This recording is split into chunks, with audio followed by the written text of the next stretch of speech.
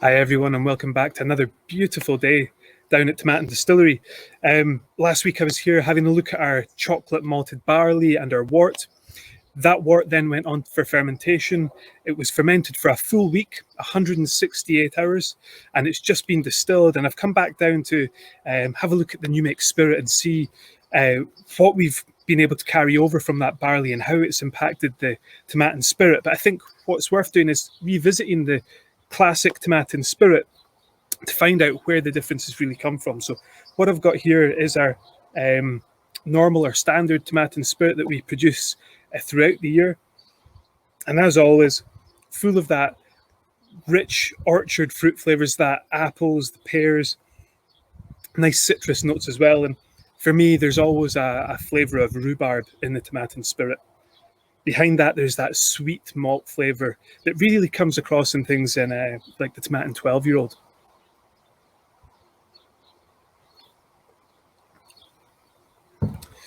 One of the things I love about the Tomatin New Make Spirit, and I think it does come across in a lot of our whiskies, is how light the spirit is, but how intense the flavour is and how complex those flavours are. You get the full range from those malted barley notes all the way through to your fresh and citrus fruit aromas. So it's going to be really interesting to see how the chocolate malt has changed that and what's different about it. So here I have our new make chocolate malt spirit, and there is an immediate difference.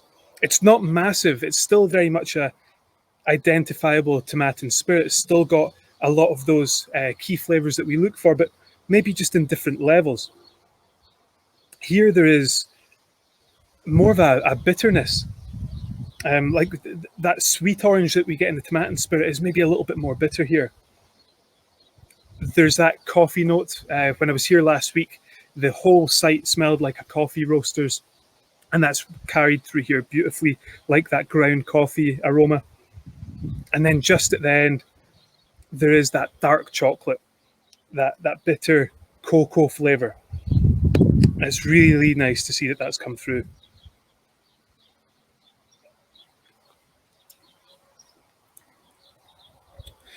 The spirit's a little bit heavier, and it's got a wee bit more spice in there as well, almost like a pepper spice, which is really interesting. But those toasted notes are right there. Last week I spoke a little bit about the toasted, the burnt toast and butter aroma that comes through.